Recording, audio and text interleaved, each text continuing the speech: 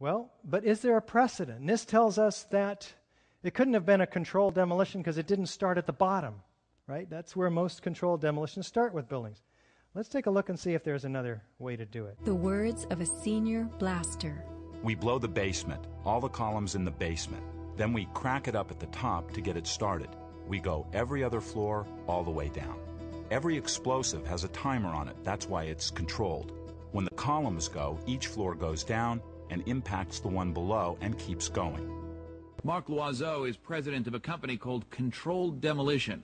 You don't have to go to the top floor. You can go almost anywhere in the structure, and given the right circumstances, you can release all of that stored energy, converting it into what is called kinetic energy. That's energy in motion, and that's what brings the building down.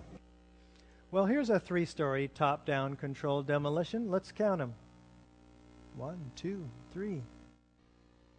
Now, these are high-energy explosives, C4 and RDX, very loud booms and very visible flashes. Perhaps the reason thermite was used is because they don't have as loud of these explosions like these high-energy explosives. And they don't have the flashes that these do either. Here's a 20-story middle-down controlled demolition. You can start demolitions from wherever you would like. Let's look at the North Tower now. What I want to point out to you is that you're going to see some explosions up at the top of the building, curiously enough. And what's going to happen is this entire section is going to telescope such that half of it, its upper half, is destroyed before there's any movement from the jet plane impacts down. Let's take a look. Here's the first evidence of explosion, and then over here, and then the collapsing. Of course, the violent clouds which are emerging even prior to the collapse. We're going to take a close-up look after this second look.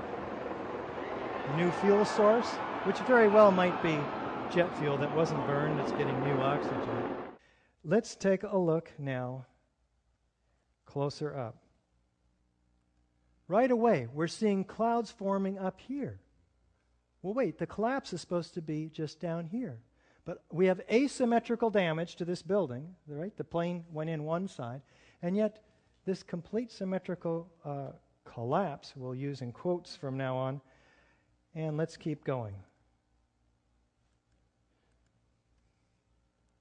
Unexpected to And one many more of us time. in terms of how swiftly Belts, just like the firemen saw, all the way around the building. they came down. The antenna falls about 12 What was meters unexpected to many of first, us in terms of before how anything swiftly it else falls, happened. indicating core column damage first, not trusses pulling away from the perimeter columns.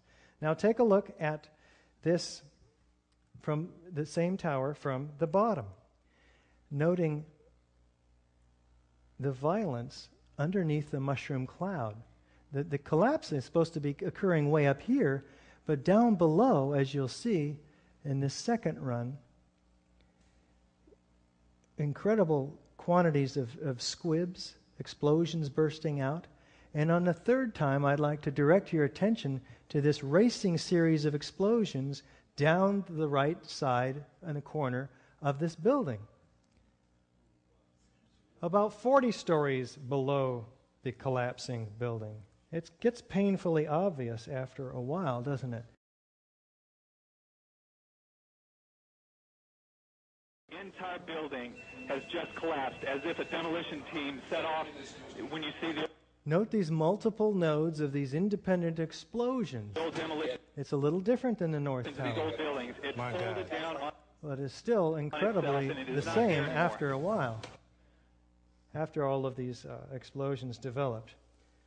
Do we have a straight-down symmetrical progression of collapse outside the footprint? We had a 207-foot wide building. FEMA tells us, and you can see in this document, that we have a 1,200-foot debris field, equidistant around each tower. Asymmetrical damage, symmetrical distribution, all through the site, in fact, and beyond. Do we have squibs, or these mistimed explosions? Some believe that these might be appropriately timed explosions. Whatever. In all the videos of the collapses, explosions can be seen bursting from the building 20 to 30 stories below the demolition wave. Here,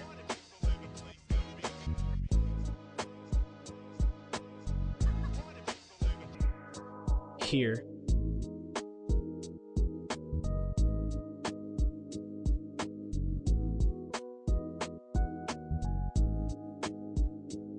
here,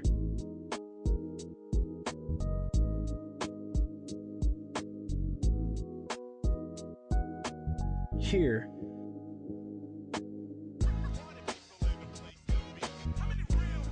here,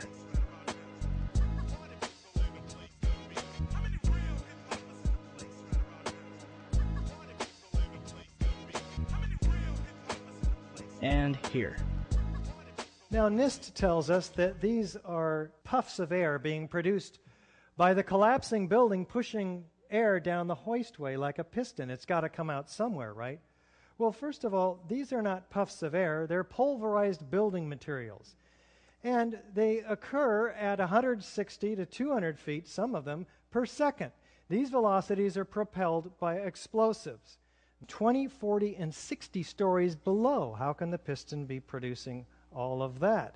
And in fact, there are these focalized ejections that occur halfway between the corners of the building. Also, if say this was the open office space, right, 60 feet long, the elevator hoistway's over here, the piston's going to shove the air into this room. It's going to fill the room fairly uniformly with air pressure before it breaks any windows, right? And then it might break several, but not these highly focalized, pinpoint accurate, geometrically precise, violent ejections. No, it's extremely unlikely. But let's look at a couple of them here. As the South Tower begins to explode, we track two squibs near the bottom of the frame. They shoot out quickly at first, then slow and merge in with the rest of the dust cloud. Using the first few data points, we see the first squib shoots out at 44.98 meters per second, or about 100 miles per hour. Doing the same for the second squib, we get a speed of 56.3 meters per second, which works out closer to 126 miles per hour. 126 miles per hour of almost instant ejection velocity? Does fire create that? Do we have a near freefall pace through the path of greatest resistance? Let's take a look. Galileo's law of falling bodies calculates the time in which an object will travel a certain distance in complete freefall. Distance, d, equals 16.8 times time in seconds squared. The South Tower was 1,362 feet tall. 1362 equals 16.08 times 84.7, or 9.2 seconds.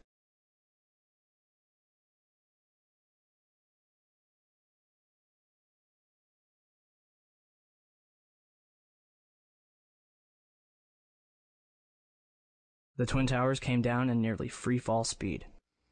What are we talking about here? Let's just try to put this in perspective with this story problem.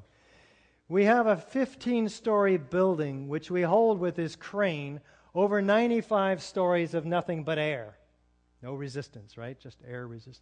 Next to it, another 15-story building held over a 95-story building with, say, 80,000 tons of structural steel in it. Now we're going to pull the lever on these cranes and drop them both at once. I brought a 95-story building with me today. And we're going to just test this theory of NIST's. I've got two 15-story buildings. We've got 80,000 tons of structural steel in this one right here. And we got air resistance here. So let's try it, okay? We'll put them both up here. We'll even give a little bit of impact load too, okay? Ready? 3, 2, 1. Oh my God.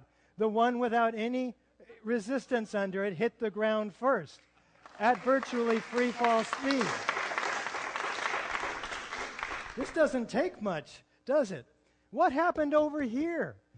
The building above it met resistance.